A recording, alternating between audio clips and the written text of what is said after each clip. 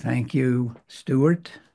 And now we turn to Melissa, who will tell us about her work with ICAN and related ideas. Thank you, Melissa. Thanks, Gary, and thanks for the invitation to be here. And it's wonderful to be among all of these, caring people. Shaylee in the last panel referred to Martin Luther King quote. I'm going to refer to another one where he talked about the fierce urgency of now, and that there is such a thing as being too late. Nuclear weapons are the only devices ever created by humans that have the capacity to destroy all complex life on Earth. There is only one other global policy issue that is remotely comparable in terms of planetary survivability, and that is, of course, the environment crisis. But nuclear bombs will kill us and the environment a lot faster. And so long as any nuclear weapons remain anywhere, they are bound one day to be used, if not by design, then by mistake or miscalculation. And that one day could be tomorrow. With the modernisation of nuclear weapons and the increasing use of artificial intelligence by the military, the situation is even more dangerous. That's why, as the 2024 Nobel Peace Prize winners, Nihon Hidankyo, the survivors of the US atomic bombings of Hiroshima and Nagasaki, have been pleading, our urgent attention must be on total nuclear disarmament. The dinosaurs didn't have the option to avoid the asteroid that made them extinct. But nuclear weapons are not part of the natural world that we are doomed to suffer. We do have a choice. We can choose to eliminate the existential risk by eliminating nuclear weapons. And of all the global challenges we face, this is the least complex. Humans built nuclear weapons. Humans can dismantle them. All it requires is political will and leadership.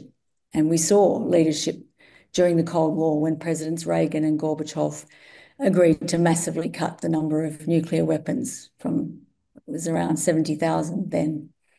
They almost agreed to eliminate them altogether. Well, now we need to finish the job. And luckily, we have the pathway to do that now through the UN Treaty on the Prohibition of Nuclear Weapons, or TPNW. For decades, the narrative around nuclear weapons was controlled by those who have them. And their message has been that nuclear weapons provide stability and security. And the result has been a disregard for the legitimate security concerns of non-nuclear weapon states, which is the vast majority of the world, and a growing sense of disenfranchisement and injustice about the nuclear status quo.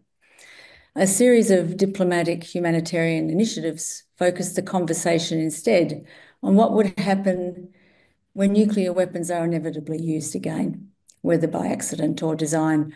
They showed the real security impact of nuclear weapons by highlighting the incontrovertible evidence from Hiroshima and Nagasaki and from the more than 2,000 nuclear weapons tests carried out around the world, primarily on Indigenous and colonised peoples, that nuclear weapons cause indiscriminate, catastrophic... Thanks as always. Hello? Sorry, my bad. That nuclear weapons cause indiscriminate, catastrophic harm to humans and the environment across long periods of time and across vast distances. And this conversation informed and empowered a broad range of stakeholders, including countries from the global south, civil society, and communities impacted by nuclear weapons use and testing, to stand up and demand a policy shift. And so the TPNW was adopted at the UN General Assembly in 2017 with the support of 122 countries, and it is a game changer in the area of nuclear disarmament, which had been stalled for decades. The TPNW comprehensively prohibits nuclear weapons, builds on Article 6 of the Non-Proliferation Treaty by providing a pathway under international law for nuclear armed states to disarm in a time-bound, verifiable manner. The TPNW is also the first international treaty to provide victim assistance and environmental remediation for communities impacted by nuclear weapons use and testing. It also has a scientific advisory group and agenda stream.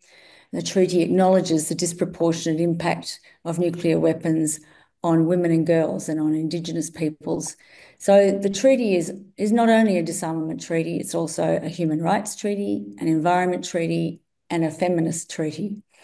The TPNW notes the staggering opportunity costs of nuclear weapons, both financial and political, and we've already heard from excellent panels today on that subject.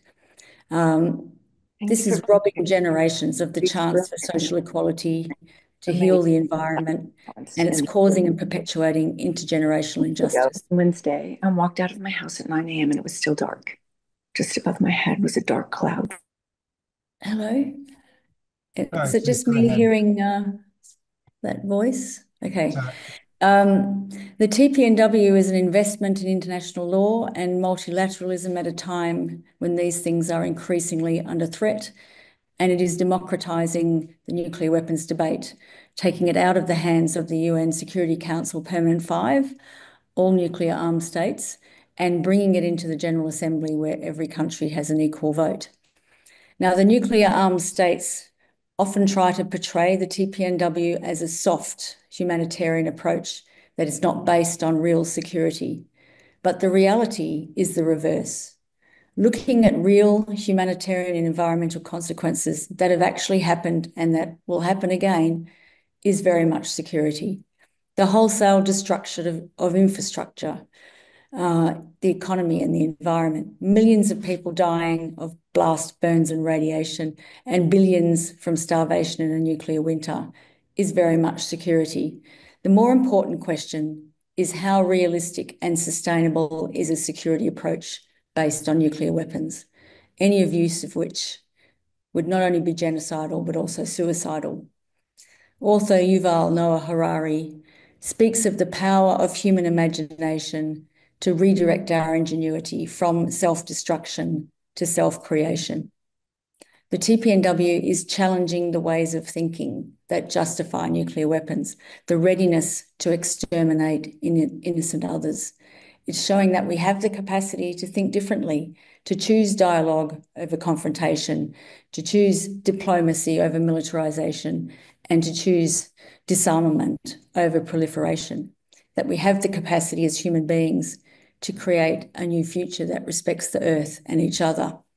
So ICAN is a global civil society movement that works with governments, civil society, many of the organisations on this call, parliamentarians, cities, financial institutions, artists, academics and scientists, to raise public awareness about the urgent need for nuclear abolition, and that promotes the TPNW as the means to achieve this. Already half the countries of the world have joined this young treaty. We need everyone's help to put pressure on the other half to join. Working together, each of us lighting our own small candle, is how we can and we will eliminate